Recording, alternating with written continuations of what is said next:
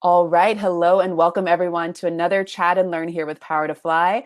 My name is Mariella Marie, and as always, super excited to roll into this next hour with you all. I could briefly chat with our guest speaker offline. I say offline, but I mean behind the scenes. And I'm already having so much fun speaking with her. So I know she's going to just, inspire us, drop a lot of knowledge. She's got some awesome things she's working on, and I can't wait for her to share. But before we get started, I just want to go over a quick housekeeping rule so that everyone feels comfortable and confident in this next hour. First, I just want to say thank you for taking the time out of your busy schedules to join us today. Lots of things happening in the world. So by you being here present with us today, that means a lot. So please participate. We really encourage participation here, so that you can really maximize this hour. You have submitted some great questions offline. We're going to walk through those questions one by one. But again, if you have any questions that come to mind in the moment, if you have any dreams or visions that you want to share, please write that in the general chat box. I already see we've got some folks writing a +1 in the chat box. So if you want to join us by hopping off of mute or turning your cameras on, we are using a new platform. We're using Bevy. We're not using Zoom right now. So in order for you to join us, we would love for you to join us. But I need you to put a +1 in the chat box so that I can give you permission to do so. So Angela, I'm going to give you permission in just a few seconds here. Anyone else, you're always welcome at any time of this hour to write a +1, and I will get you here on screen with us so that you can voice your opinion. Otherwise, write your questions in the general chat box, or actually better if you write them in the Q&A tab, because that way, if folks who are joining us live have the same question that you have, they can upvote your question. And then I will make sure we get to those questions that have been upvoted several times before the hour is over. If you have any sensitive information and you want to be kept anonymous, find me under the DMs, under Mariella Marie. Write to me, letting me know that you have something that you want to be kept anonymous, and I will raise that question or reflection to our guest speaker. Without further ado, I'm just going to quickly introduce myself. If you have not joined a Chat and Learn before, so happy to be here. Times are crazy right now, so I really, really enjoy facilitating these conversations and having these really impactful, meaningful conversations just to help you remember that, life is short. Listen to yourself, do what you need to do in order to share your gifts. And, our guest speaker is definitely going to crack that open in this next hour. But I would love to invite you all to support the project that I'm working on the Positive Force team. Sign up for our newsletter. We are relaunching next month. And then you will be in tune with all the great content that is provocative. I love to speak about emotional intelligence. So Lindsey, whenever you want to, dive into some emotional intelligence, you will just make my heart, grow even more. So feel free to do that. Otherwise, I just invite you all to connect with me on LinkedIn, and we can keep the conversation going there.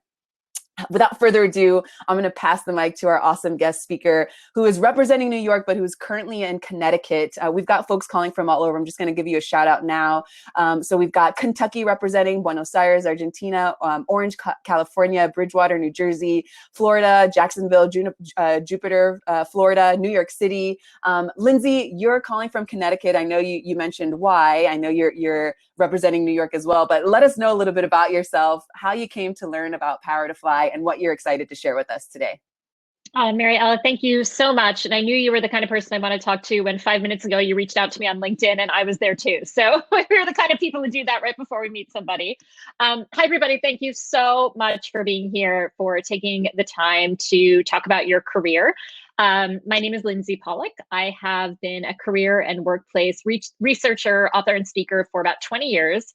I really traced my origin story to being an RA in college, a resident advisor. I absolutely loved mentoring and helping younger generations to kind of have an easier path than I did. Everybody struggles, everybody figures out their career, and I love to share what I learned with other people. That's really my mission.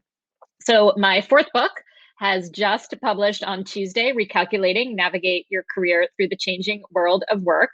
And like my other books, I really wrote the book that I wish I had, which is a guide to what to do in this absurdly challenging time that COVID has brought. I wrote the book very quickly. I started it in May of last year, at the very beginnings of the pandemic, and it launched this week. So I have spent the past 9 months interviewing people, talking to people, researching, figuring out how to get through this difficult time, and then also steer out of it when things start to get better, as we all hope they will, and seem to be soon. It is a beautiful, sunny 70-degree day here in Connecticut, so I'm feeling very optimistic and springy, hence the very dark outfit, but the bright necklace, to try to bring some energy to the conversation. But really, my mission is to answer your questions and really help us figure out not just how to have the tactics and the strategies to move forward in our careers, but also to have the right mindset. So I'll stop there and pass it back to you. Beautiful. Awesome. So just if you could walk us through, the principal themes for today's conversation, just so folks can start to chew on it and, maybe write down some impromptu questions as well so they can drop those in the chat box. Sure. So you probably figured out what the inspiration was for the book title, Recalculating. I've written 4 books, and honestly, I am that author where at the very end, they're like, Lindsey, you have to pick a title. You need a title for your book. It's really hard. This book, the title came first, which has truly never happened to me before. I was staring out my window in New York City. I'm on the Upper West Side normally, and I saw these cars on the street, and I just had this image pop into my head of that moment when you're driving your car and you go down the wrong path, or there's traffic, or something happens and your GPS says recalculating. And I thought, COVID is like everybody in the world suddenly having their GPS say, oops, you can't go the way you were going anymore. You have to recalculate. My hashtag is we are all recalculating, because no matter who you are, even if you have stayed in your job, you've still had to make pivots and changes and adjustments. And Andy O'Hearn, my friend who is quoted in the book and is here with us today, he said, recalculating is not a bug of career success today. It's now a feature. You have got to constantly be pivoting and shifting and rethinking. And I don't say that as pressure, like you have to be moving all the time, but that you have all these opportunities all the time to be a lifelong learner, to reskill, to think about differences in what you can do. And when I really kind of went with the recalculating metaphor, I felt really optimistic, because I know when my GPS says recalculating, I feel kind of safe and secure, because what it says is, yeah, you can't go this way anymore, but there's another way to get where you want to go. There are other options here. And so recalculating doesn't mean changing everything. It means you can find different ways to achieve your goals. And for me personally, I'm a professional speaker. That's how I make my living. That's how I get paid. And my calendar went from fully booked in March of last year to fully empty in about 2 weeks. And I was panicking. That had never happened to me before. And I had to recalculate. I had to write this new book. I had to do small coaching programs. I had to do online programs. I had to pivot my business to adapt to the new reality. And so in writing the book, I tried to figure out what were the steps of that. And that's what you see on the screen. Networking in the new normal. I think everything comes down to people. There's nothing you can do in this world without other people. How do you build and maintain those relationships really authentically when a lot of them have to be through a screen? Mastering the art of virtual communication. Again, everything we're doing is now sort of taking away that in-person element. So how can you get better at that? It is a learnable skill. Even if we go into a more hybrid environment, the reality is we were all communicating virtually anyway, at least some of the time. So that's a skill to really get good at. I talk a lot about maintaining a positive mindset. I am very optimistic and positive. That's my mission for you, but it's not always easy. I'm not going to say that I'm always in a good mood.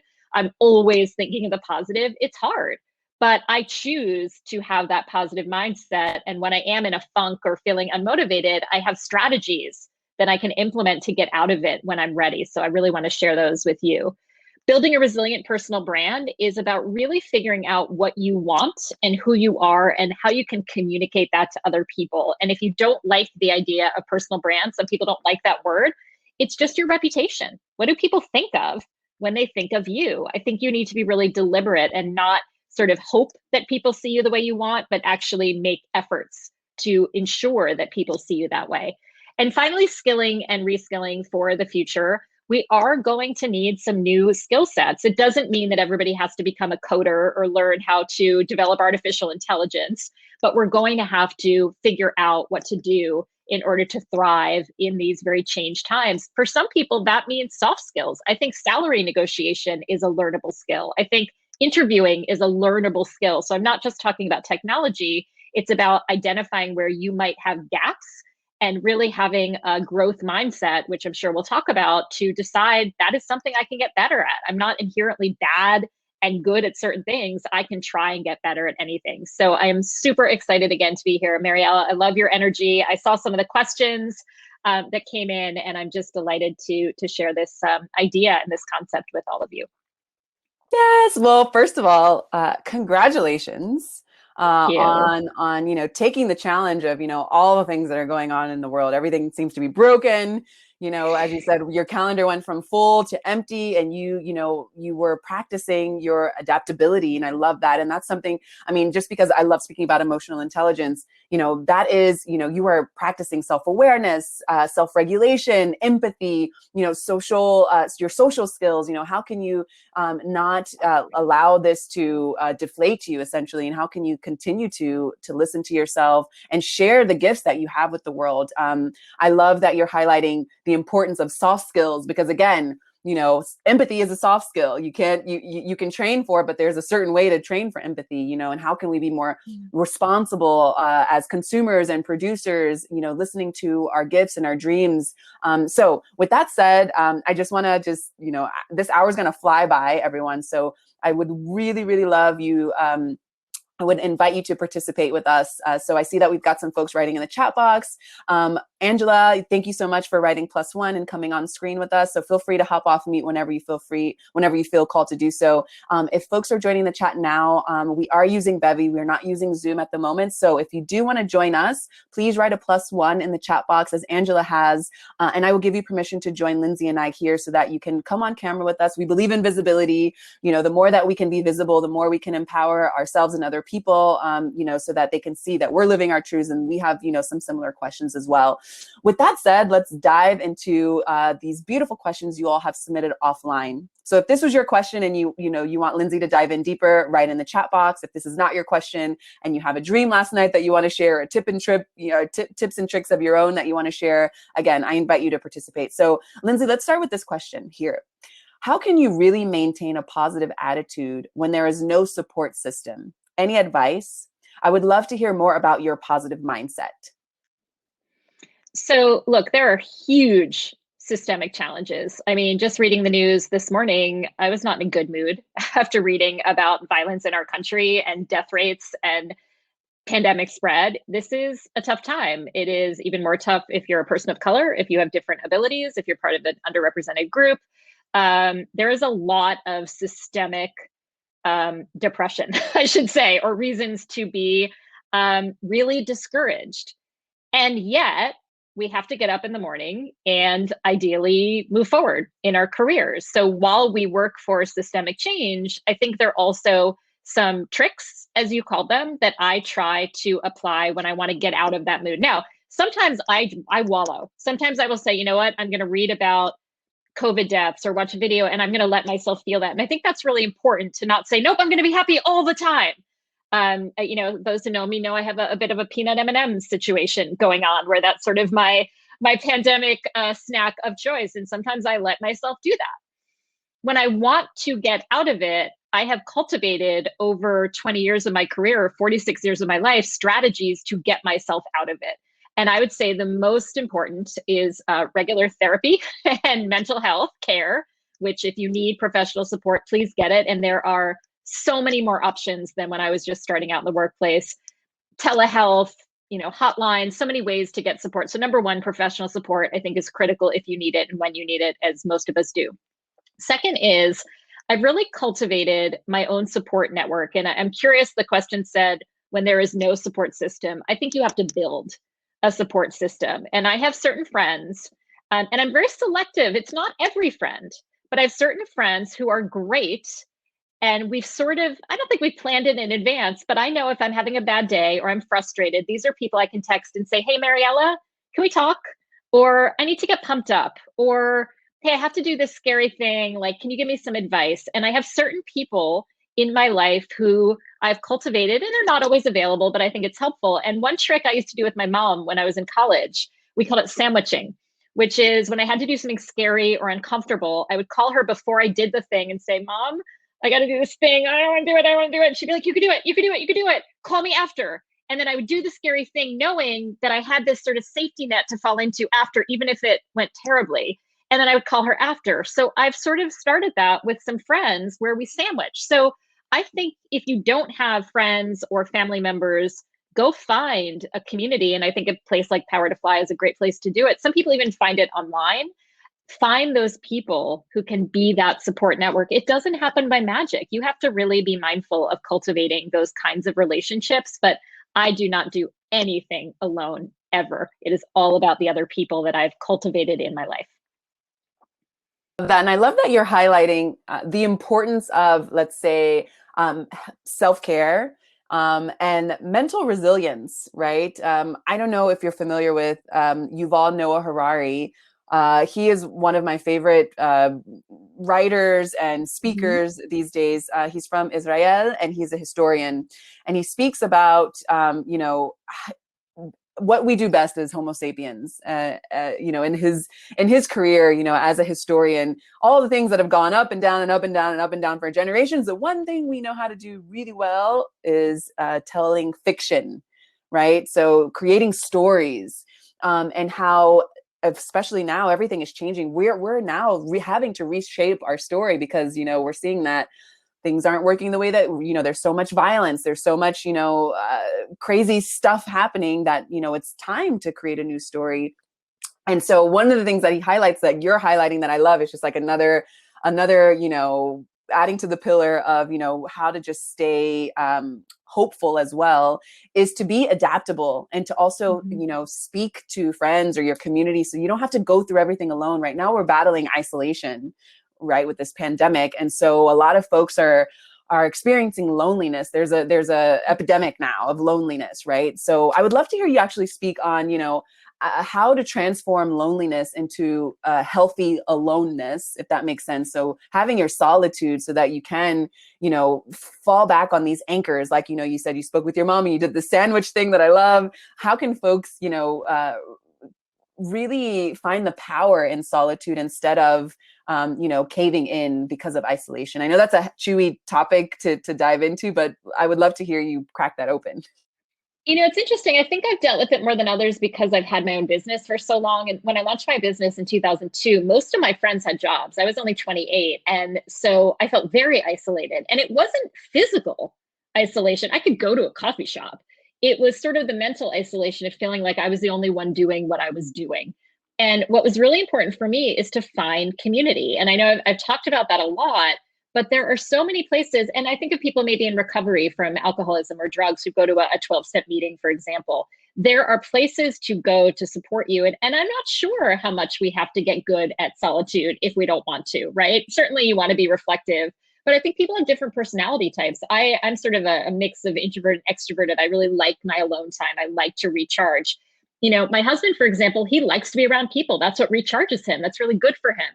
And so he's found that online and, through other ways during COVID, maybe Clubhouse or, places to find community. So, I think solitude can be valuable, but I think you have to figure out what works for you. And if that is being around people in a healthy way or having those relationships that support you, I think some people have had to figure that out in COVID in a virtual way. And sometimes that can be really meaningful. I don't believe that it's not intimate or meaningful virtually. I think you can have just as deep relationships in a virtual environment, but you have to seek them out.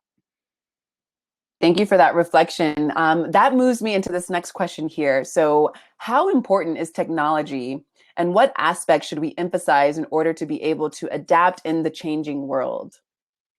So I think we all know the basics, right? You've got to be able to use email, you've got to be able to use Zoom, you have to know, sort of the basics. But I think it's really incumbent on each of us to figure out what technology we need to know for the industry we want to be in. So, as a speaker, I've got to be really good at Zoom. And one of the things I learned when I had to pivot from in-person events to Zoom events was I had to get good at it. And you want to know what I did? I watched YouTube videos and I watched the tutorial on the Zoom website. I didn't go get a degree in computer programming. I just sort of figured out what I had to know.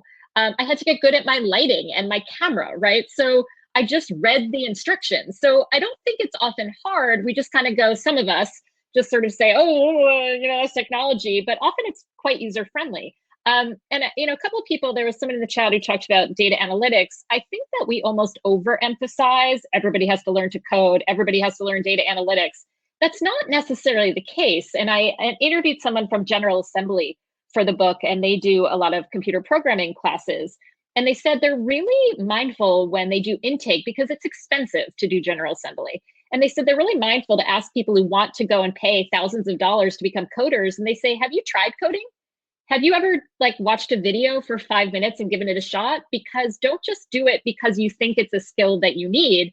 Do it because you actually have an affinity for it. And in fact, sales and communication and empathy and people management around technology are going to be just as important as the actual technology itself. And just to give you a kind of funny example, because I'm a Gen Xer, in the 1980s, when I was a kid, there was a huge move. I can't even describe it to you if you weren't alive. Maybe I have some fellow Gen Xers in the audience.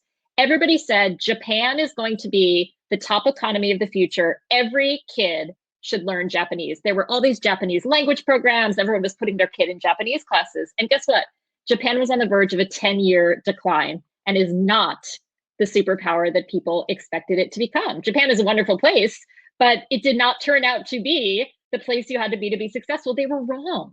And so if you bet your entire career on this projection or prediction of what everybody should do to be successful, I think it's too risky. So know what you have to know today to do your job, but that doesn't mean changing everything you do to become a coder. Of that. So being mindful and not just being anchored down into what, folks are predicting. I just want to flag something that a live caller here has written in the chat box, and I'd love to hear you comment on it here. So Akiko wrote, coincidentally, soon after the pandemic started, I realized I needed to shift my career direction and took a data analytic bootcamp for 3 months. I gained a new skill, but now I'm still struggling to rebrand myself. I have new skills, but still there is a gap between what I want to do and what I have done before. I don't see a gap, but obviously other people do see it. So I'd love to hear you comment on this. Yeah, so there's a really big sort of language difference between a lot of industries where the skills are actually not that different, or you have the transferable skills, you just haven't been discussing them in the right way. So it's really important for you to become the expert on that new language. And I'll give you a really simple example. Sometimes we have blind spots. So I spoke with a career coach, Adenola Adeshola, who specializes in millennials. She's fantastic. Follow her on all the socials. And she had a client who wanted to go from marketing in higher education to marketing in entertainment. She wanted to work in Hollywood. And she kept getting rejected. And then Adenola said, have you talked to anyone in Hollywood to ask them what they look for? And she hadn't sort of done that human research. So she started having conversations. And what everybody said is, you have the skills, but your resume has all these words like students and education and professor. She said, change it to customers, stakeholders, right? Take the terminology of your old industry off. So you have to speak the lingo of the field you want to go into. And the best way to learn that is to talk to real human beings who are in that field. So what I would say to Akiko is go and talk to people who have the jobs you want or recruit for the jobs you want and say, hey, can I talk to you about your job? Could you look at my resume and give me some advice? You're not job hunting, you're in what we call informational interviewing, and say, what am I missing here? And interestingly, the other metaphor about recalculating is your GPS never says, if you want to get to that destination, you're going to have to go back to your driveway and start all over again. It doesn't. It takes how far you've come and everything you've done, and it calculates that into your new route. So you probably have so many things that are great and would apply. Maybe you do, though, need to take, one more class. Maybe you do need one certification on your resume that isn't there. Maybe you're using the wrong words. It doesn't mean that you are doing everything wrong. I would guess, Akiko, you probably have to tweak things like 10% in order to get the success you want, but we don't know what that is until you start doing that research. Great advice. And Andrew also is chiming in by saying job shadowing is a great way to get this as well. So thank you for writing that in the chat box, Andrew. Let's move on. Let's continue to speak of, I'm really fascinated to hear you speak about recalculating and just how you're bridging the essence of, being in your car, not having to go back to your driveway, having, and actually saying I prefer to go the long way. I prefer to not take highways. I prefer to have, gas stations around so that you can also be participating in the recalculating your your journey. So let's move on to this next question here. How can we recalculate ourselves when we don't have energy? How can we connect with our passions? Great question. And by the way, I can take this recalculating metaphor as far as you want to. Gas stations, I'm all about it. I'm all about it. So I love that you're going there with me. Cars, driving, changing lanes, all of it. So energy is really personal. And I get this question. It's been so interesting with this book. I usually get questions about like resume tips and all that. I would say the number one question I've gotten about this book is about energy and momentum and just kind of getting your mojo back, because like, raise your hand, everybody, virtually, if you have had moments of low energy and no momentum in this pandemic. Like, hello, everybody on the planet. It just is. So you have to figure out how to get out of it when you're in it. Now, I can't tell you that you can solve it or cure it, because everybody has low energy sometimes. Everybody gets upset. This is a crisis. We're in wartime, essentially, and it's hard. So there is nobody who is like, yeah, this is easy. I got this. Like, no problem. COVID. It's tough. It's really, really, and by the way, life is really, really, really challenging. And I've never met anybody ever who said, oh, my career was just a piece of cake the whole way through. Everything just came to me easy peasy, right? Never. So you have to make a conscious choice to figure out when you are ready to have energy, when you need to find energy, how are you going to do it? And I think you have to experiment. I'm a really big fan of experimenting. I'm not going to tell you you have to meditate. I like meditating, but you might hate it. And I totally respect that, right? I like yoga. You might not like yoga. Other people like to listen to loud music. I don't like loud sound. So that doesn't pump me up because it bothers me. So you have to figure out, maybe for you, it's video games. Maybe for you, it's baking. Maybe for you, it's talking to a friend. But figure out when you need energy, what is it that gets that for you? Again, I'm very people driven. So for me, it's having what I call accountability partners, which is saying to somebody, hey, I need you today. Like, I got this big thing, what are we going to do? Maybe it's being alone for you. But I can't tell you like one strategy that if you do this, you will always have energy. The one thing I will say, though, is try to play to your strengths, which is like, I know I have so much more energy in the morning. And at night, I'm flagging. So I try not to do really important things at 9 o'clock at night, because I just know that I'm not setting myself up for success. So I think it's also about kind of knowing yourself and what generally works for you. And I probably reflect on some of the moments where you have had high energy or you have been really successful and say, what was it about those times that really worked for me that I could use in the future? But experiment, try things. Don't just say that if it works for somebody else, it's going to work for you. I hope that's helpful. It's a tough topic, because when you're in a funk, it's hard to get out of it sometimes. Yes, I love that you're saying experiment. I feel like now is the perfect time to experiment. And it's also something that I try to echo as well. Everything is, broken. Experiment, put pieces together, see what you can build out of it. I love this accountability. And I know you say it's not for everyone maybe, but I personally love that accountability, because if not, I'm in my own head, and then I can't get out of my own head. So I love this, accountability factor that you're bringing into the situation, and experimenting, of course, with empathy, with self-awareness, so that you don't hurt yourself or anyone else, but just being, willing to be curious and putting your creative essence to the test. That bridges this next question. That is a great bridge for this next question, which is, how can we acquire the skills that will be required for the future?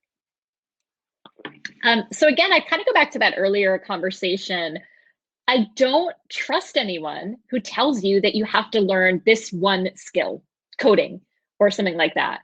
However, you've got to sort of see the writing on the wall, right? And I'll be honest, like, I could not stand Google Docs at the beginning. I was like, I don't want to use this. I can't stand it. I like my own docs to look how I want them. I don't want to share with you. I don't want to edit them together. Like, look. And guess what? Everyone on the planet was sending me Google Docs, and I had to figure it out and get used to it. And I was resistant, but I did it. I saw the writing on the wall. So look in your industry, look in your field, look in your company. I see this with Slack a lot. A lot of people are very resistant to Slack. You are going to miss out on what's going on in the office if you're not on Slack in some environments. So I actually think everybody knows what technology they need to learn how to use. They just don't want to. So I think it's sort of trust yourself to read the writing on the wall and see what the technology is. And watch a video, give it a try, because we don't really have a choice.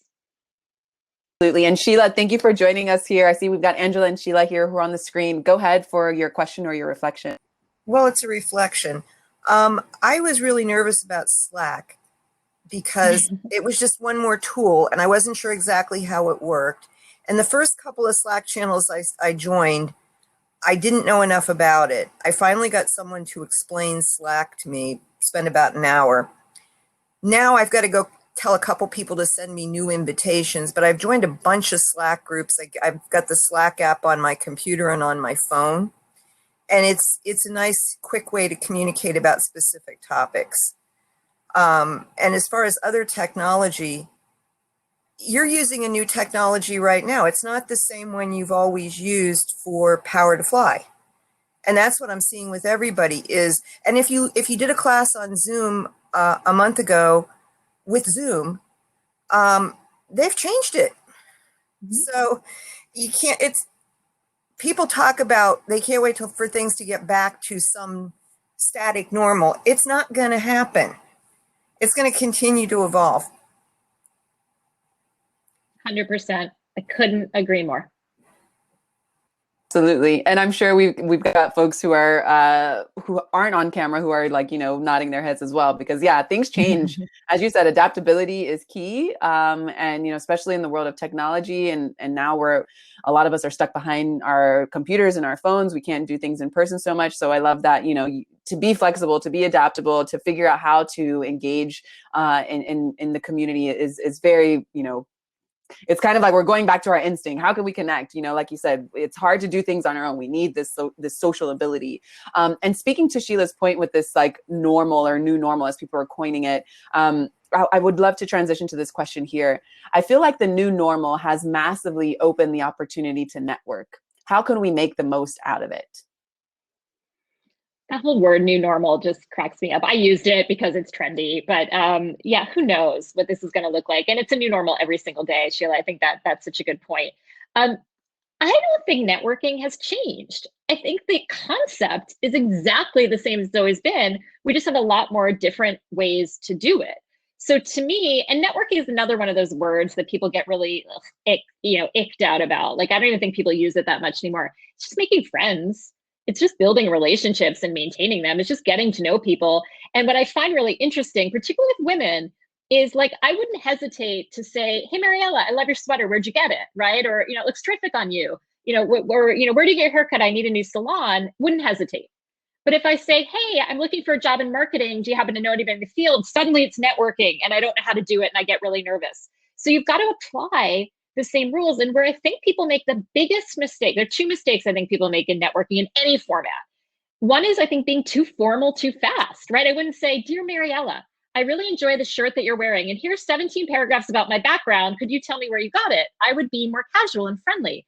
And I think in a virtual environment, we have to even be more human, right? Which is saying, hi, really, really enjoyed your event yesterday. Would love to connect with you on a 15-minute phone call, not sending you my resume in advance. So I think number one is start a little bit more casual. Meeting somebody on social media, LinkedIn can be a little more formal, but meeting somebody on Twitter or Facebook group or a LinkedIn group or Instagram or what have you is more like bumping into somebody, at a cafe, right? And saying, oh, it's so nice to meet you. That's how it should be used. The second thing I will say is I think people get nervous about networking because it feels like taking.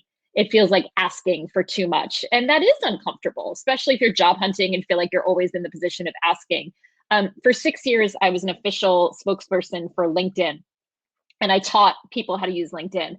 And Reid Hoffman, who's one of the founders of LinkedIn, taught me something that I will never forget. He said, I think people use LinkedIn wrong. He said, people go on LinkedIn and they think, what can I get? And he said, the way I use LinkedIn and I recommend using LinkedIn, he said, I recommend going in and saying, who can I help?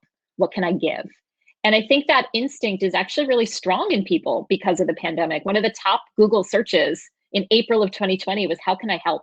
People just wanted to help other people. And I think if we tap into that, and if you're uncomfortable taking, don't. Go in and say, hey, Sheila, I love that you talked about Slack. I just saw an article on Slack. I think you'd really like it.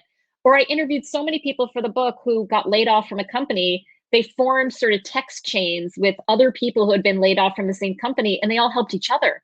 and said, hey, this job isn't for me, but I think you'd like it. Or anybody want to meet, and go for a walk today and get ourselves motivated. So if you're the one offering help, that is a form of networking. And sometimes it takes the discomfort out of it. So I'll stop there. There's so much to talk about, but I don't think that's different whether we're on Slack or whether we're meeting up at a coffee shop. Love that. Great advice. I actually wrote that down. You're doing LinkedIn wrong. Not what can I get, but who can I help and what can I give? I love that. Sheila, did you want to chime in? Yeah, the other thing to keep in mind is people are, whether they want to or not, inviting each other into their homes. So I've heard a lot of managers say that their relationship with their employees and their managers and whoever else they're dealing with is so much more personal, that before everybody was putting on a work persona. But you can't do that if you've got a cat crawling across the keyboard or kids screaming in the background, or you're homeschooling and your internet connection's fine, but theirs went down. So everybody's got a different attitude and it is much more relaxed. So that formality, they're not really expecting that anymore. I agree. I love it. I love it. I think it's such a I think that's going to stick around. I do. I think we're going to remember that. I do. Well, since I'm in the job search mode, I've been talking to hiring managers, and they're all saying either that they don't want to go back into the office, or that they at most want a hybrid work from home 3 days a week, go into or go in when it's necessary, something like that. So that's a sea change in the way organizations are talking. And I know I've talked to a couple of people who before the pandemic said they didn't think remote work worked. And now they're like, yeah, it might actually be more effective. Let's talk about this. I think this is a hot topic. Can we hot topic this? I think we are all talking a big game. I think it will be slightly more common to work from home, but I think people are creatures of habit. I think employers want to see their employees. I think smaller companies will be more flexible. I think it'll be a whole lot easier to take a Wednesday and work from home. But I think once people feel safer, a lot of companies are going right back. And I hope I'm wrong. I hope we're much more flexible. I think hybrid is complicated and companies don't like complicated. I think a lot of bigger organizations are going to go right back to the office. I could be wrong.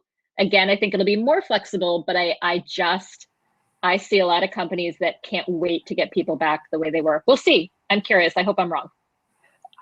I agree with, we fall into these habits just as Homo sapiens, but let's throw all of the research, and the case studies that have been discovered during these times with, how much more productive you can be at home.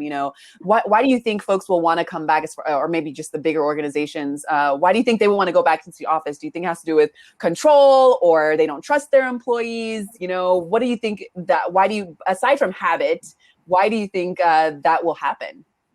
So I do a lot of work on generational differences at work. My previous book was called The Remix, about multi-generational workplaces. Young people make friends and date and get mentoring at work. It is actually, statistics have shown, millennials and Gen Zs who want to get back to the office more than anybody else. Not full-time, 100%. They want flexibility, but they want the opportunity to meet people. Where it goes back to Homo sapiens again. Work is social. We are social creatures. Now, a lot of Gen Xers like me are like, yeah, you can go to work. Like, I'm perfectly fine working on my own and like never need to see another human being again. Got my kid, got my family. A lot of people are alone, and a lot of people like a separation between work and home. Again, people want to be able to be home on a Wednesday when they're having work done on their home. They want that flexibility. But I think we like to have a separation. I think we like to feel like work is something separate. I think work is tremendously social. And I also think employers want to keep an eye on their employees. So I think it's all of the above and more. Again, there will be flexibility. So let's say like if 10% of people work from home before, it'll probably be 20, right? I think it'll go up, but I just don't think that suddenly we're going to be in this glorious hybrid world where everybody wants what they want. It's a little too chaotic also, I think, for companies to be comfortable with. Again, as some people agreed in the chat, I hope I'm wrong, but I'm telling you, every company I talk to, they have a date in their head of when they want people to be back. And I think that's where we're headed. So we'll see. I could be wrong, and I hope I am. I hope you're wrong too, but well, it'll be interesting to touch back in, maybe next year and see how things are flowing. Well, another thought is it could be a differentiator. Just like working for a Silicon Valley company, you have a certain lifestyle working there that's very different from working from an investment bank in New York City. So it might be that part of your career planning choice is I want to work for a company that is hybrid or remote. So I'm going to make that choice. Or I'm the kind of person who likes to be in person. So I'm going to look for it. So it might be like another criteria on your list, as opposed to every company being hybrid. Maybe certain law firms are very traditional for people like that. Other law firms say what makes us different is that we allow you to work hybrid. So it might be that it becomes a differentiator for companies. And I think that could actually be a really interesting model that as people, we have more choice. And I think ultimately that would be a good thing. Interesting. I love that. So, that could shape your pivot. Essentially, Yeah. you can figure out what works for you, and then you decide how you want to move into that recalculation. Okay, so communication is key when you're working virtually. That rhymed, and I didn't mean for it to rhyme, but I want to move into this next question. So, I've never been good with my communication, and now during virtual times, it has gotten quite worse. What's your top advice for maintaining effective remote communication? So I don't think you can be bad at communication anymore. You gotta pump it up. Whoever said that, communication is work product. Communication is part of the job. In a world of email, which so many of us live in, I think it's really important. So this is where we come to a learnable skill, right? This is reskilling or upskilling. I'm a huge fan of Carol Dweck and her work on growth mindset. I write about it a lot in the book, and I'll teach you the trick. Growth mindset, which she teaches, is the opposite of fixed mindset. And a fixed mindset is I'm not good at communication. A growth mindset says I'm not good at communication yet. If you add yet to the end of any sentence, what does it do? It opens up possibilities. Like, I'm not good at it yet, but I could do certain things to get better. And the trick is to do really small things on a daily basis to get better. So I think we could all guess what those things are. I could listen to a podcast about good communication. I could read a book about good communication. I could take a LinkedIn learning class or a free web class. A little trick my friend Chelsea Williams shared with me in the book is she said she goes on Eventbrite, the event website. She types in what she wants to learn and the word free. So she'll type in how to be a better communicator free, and she'll find webinars on that topic, right? Go back, I'm sure Power to Fly has dozens of videos that have talked about communication. So you have to kind of come up with your own curriculum to get better at the thing you want. And one of the things I always ask people in my workshops is there anything in the world that you would wish you were better at, personally or professionally? Tennis or communication or negotiation or anything. Great, what are you doing about it? It's there, you want to get better. What are you going to do about it? And so you've got to start taking those little steps. Have an accountability partner, sign up for a class, whatever it does that motivates you. You can get a little bit better and really start anywhere. There's no magic to being a better communicator. Just start and take a class and see how it goes, whether it's writing or public speaking or anything. Just start and do a tiny little bit every single day. It's not magic. It's just hard work. And I love that you're highlighting, build a practice around it. Don't just think you can watch one video and then be an expert in that. You have to set some time in your calendar to say, okay, and now this week I'm going to check up and see how, what are my communication skills like these days, and do some intuitive check-ins, or, get your accountability partner to say, yeah, I see you're doing this. You're sending emails in this way, in a different way. You're being more casual on LinkedIn. Kudos to you. So to have those check-ins so that we don't also get, feel bad about ourselves if we aren't reaching our goals because we are watching one video on how to communicate better. So, I just want to let everyone know we've got about 15 minutes left. So I told you time would fly. I want to roll into some more questions here. But again, if you have any questions you want, to ask now, drop them in the chat box, or let me know if you want to come on camera and off of mute. Lindsey, let's roll into this next question here. So COVID has allowed me to take a step back and reevaluate my career. Now that I'm changing careers from the nonprofit world to tech, what is some advice for career shifters during this time? So you've got to immerse yourself in the world that you want to join. So meeting people who are in that tech world doesn't mean you drop your friends from nonprofit, but I like to go places where sort of the fans are, right? The people are really into it. So people who are really into things are the joiners, right? So LinkedIn groups on tech professionals, professional associations, Twitter chats. anything where you know that the people who are really into it are going to be, because they're going to be so welcoming, right? So try to find the people who want you to be in those communities. The second thing is, I think you need to create kind of your own personal news feed to immerse yourself in the tech world. So ask everyone you know in tech, or Google it, what podcasts do people in tech listen to? What newsletters do they get on a regular basis? What experts do they follow on social media to kind of learn the lingo? And by doing that, you kind of get to know what's going on. And I'll just give a quick example. I worked with an MBA student who was in business school, and he didn't have a background in private equity, but he wanted to work at a venture capital private equity firm in New York City, which is a very, very, very competitive field. And while he was taking classes and trying to learn what he needed to do, he started following every private equity professional he could find on Twitter who was based in New York City. That was his goal. And he started following them and watching what they tweeted about. And if they tweeted an article, he read the article. And if they talked about a company they were investing in, he looked up that company. And he was sort of like immersing himself in this world, which, by the way, is something I couldn't have done 20 years ago because we didn't have social media.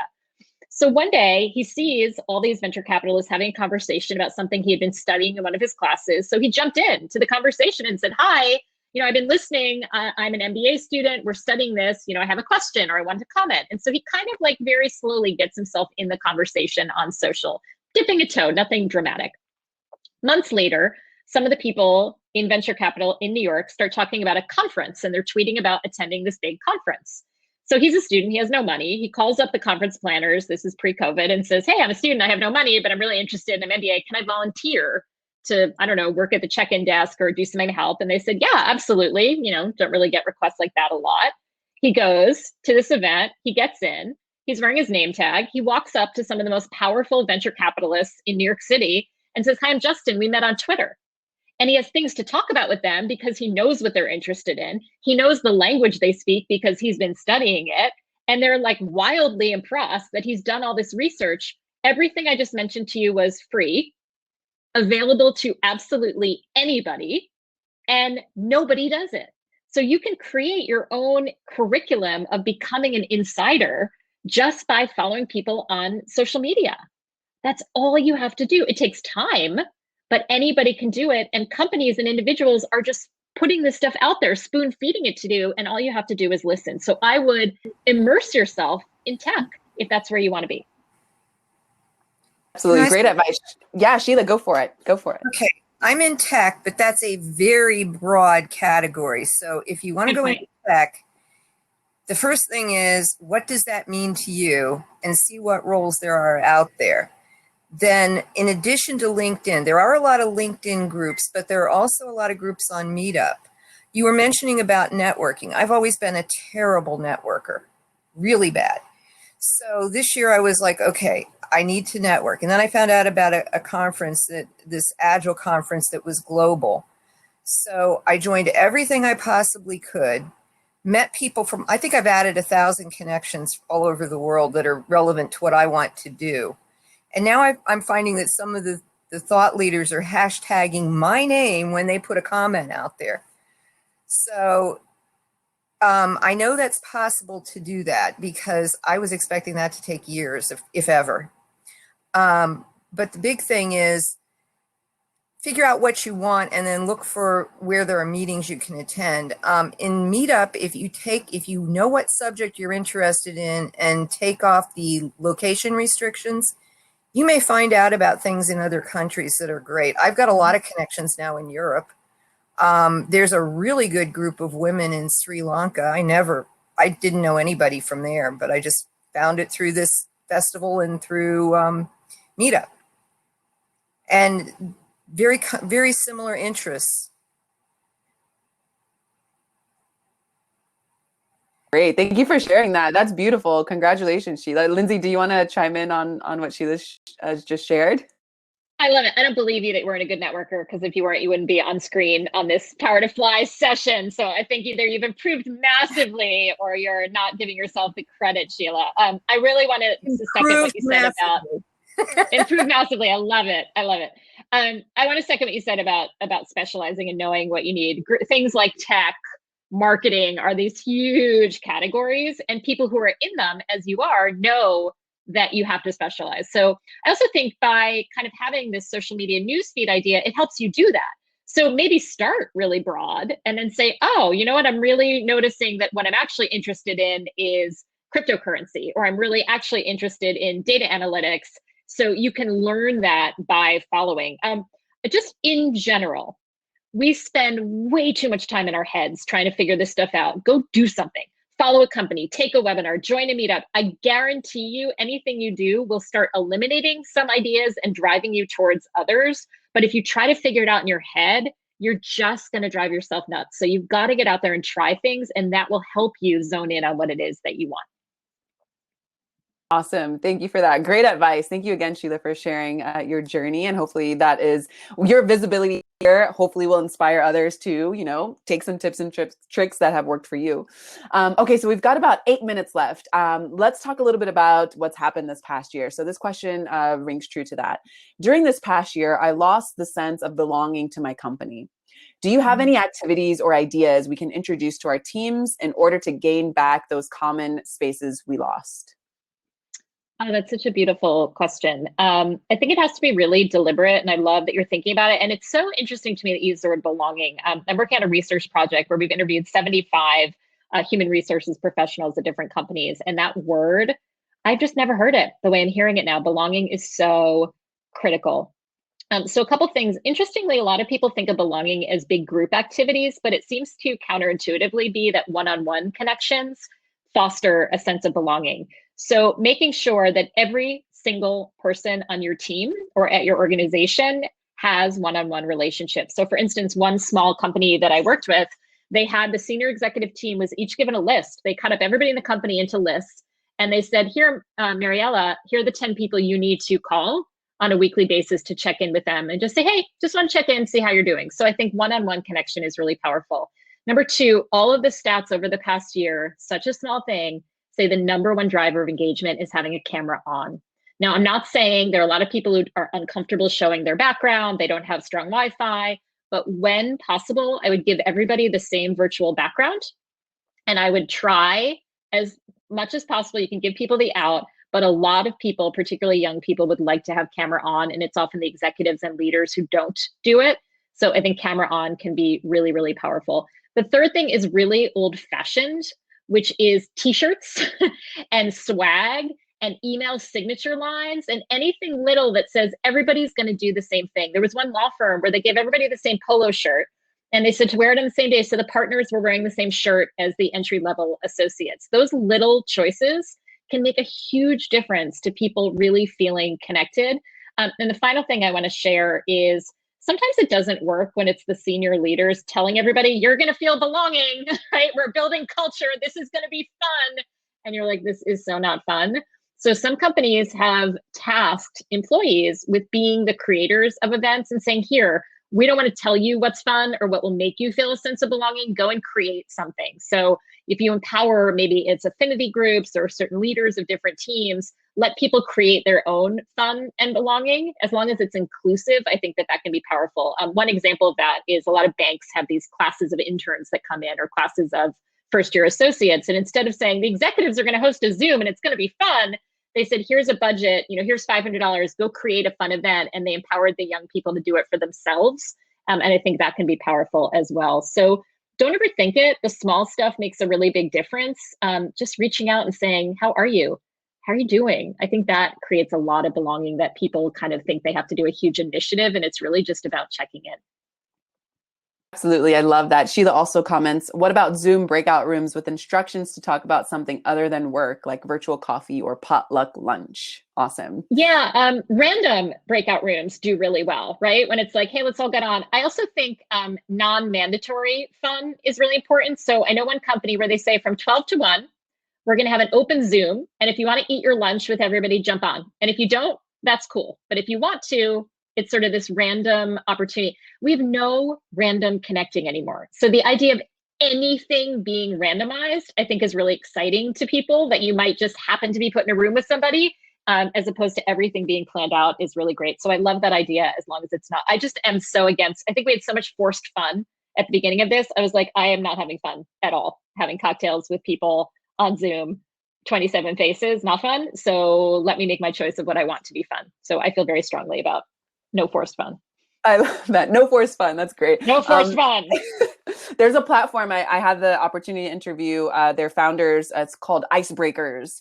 I definitely recommend that. You can do like random breakout rooms, and they kind of pose really great questions for you to chew on. And some of them actually tackle some really heavy, things that are happening in the world that will get folks thinking about, how to just be more, I don't know, involved in your self-care or maybe your empathy levels and things like that. Yeah, Paloma says, I love Icebreaker. It's new, and I definitely encourage folks to introduce that to their team. And I think the group activities are fun. Like, let's all paint a cup together, or like one company sent everybody a candle, marshmallows, graham crackers, and chocolate, and they made s'mores over candles all together. Like, I mean, that's fun. It's a little different. It's a little fun. Like, why not? I do want to touch on this topic because I think it's pretty important. Advice on dealing with ageism during a career pivot. Does this new normal, in quotes, look better for people over 50? I'm optimistic very cautiously. This is a huge, huge, huge problem. Ageism is rampant, and it's very easy for people to hide it. So yes, it's a big problem. Are there ways to overcome it? 100%. First of all, ageism is anybody over 40. Some states it's any age, because it can go in a lot of different directions, but particularly for people over 50, a couple of thoughts. One is, go to the places where people are not ageist. So go to the companies that are voted best companies to work for people over 50. Go to job websites like AARP, Next Avenue, Jobs Over 50, and look for companies that specifically say, we want you. So I think one is kind of put yourself in situations where you know that the companies are advocates, same as women, right? Same as people of color. Go to the companies that are very, mindful of those situations. So that's number one. Number two is meet people before you apply, right? Networking, I think, is even more important. It's not fair, but it's more important for people who are anything other than a 35-year-old white guy, right? So if people meet you and they like you and they're impressed by you, they're going to think less about what year you graduated from college. So networking is tremendously important. The third, and I never, ever, ever want to blame the victim, but I interviewed so many recruiters about ageism, and they gave all that same advice. And you don't have to put your year of graduation and all those kinds of things. But so many recruiters said that often when they meet a candidate over 50, the first thing that candidate says is, I know you probably think I'm too old for this job. Or, you're so young, Mariella, you could be my granddaughter. So don't get in your own way and call out your age or call attention to it when nobody was even thinking to do that. So obviously ageism is real, but we don't have to exacerbate it by calling attention to age. I also think you got to control what you can in this world. You can't control how old you are, and you can't control if someone else is ageist. So move on. Obviously, we're working to change this systemically, and I believe in that strongly. But for your own personal job search, go to the places where you're going to have the most likelihood of success. But it is very real, and I am doing everything I can. I recommend the work of Ashton Applewhite, who's doing fabulous work on ageism. Oh my God, I'm blanking on his name. Elder Academy. Somebody else help me. Chip Conley. Chip Conley is doing great work on this and is a huge advocate. So support their work, but go to the places where you know that is not going to be as much of a problem. I hope that's helpful. That's so helpful. Thank you so much. You've dropped so much knowledge. The hour has flown by. Can you please take us away with some food for thought and remind us how we can stay connected with you once we end this conversation here? Oh, I love it. I love these communities. Keep gathering, keep finding community. I have 5 rules for recalculators in the book, and number 5 is ask for help. We have to reach out to each other. That is the only way we're going to get through this. And Mariella, I love your energy. I love everyone in the chat. The communities I found online, I think we are creating situations and environments that are so powerful. And I hope that this continues. And by being part of this today, I know that you all believe that. Please check out my new book, Recalculating. My website is lindseypollack.com. I love LinkedIn. So a really good place to reach out to me if you have any follow-up questions is on LinkedIn. I will connect with all of you. It might take me a couple of days to get back to you, but I promise I will. And just keep on the path, keep your journey strong, and hashtag we are all recalculators. Thank you so much. This was really fun. And you were right, the time flew. Yes, thank you so much, Lindsey. I look forward to staying connected. Thank you everyone for joining us live for the hour, and enjoy the rest of your day. We'll see you on the next Chat and Learn.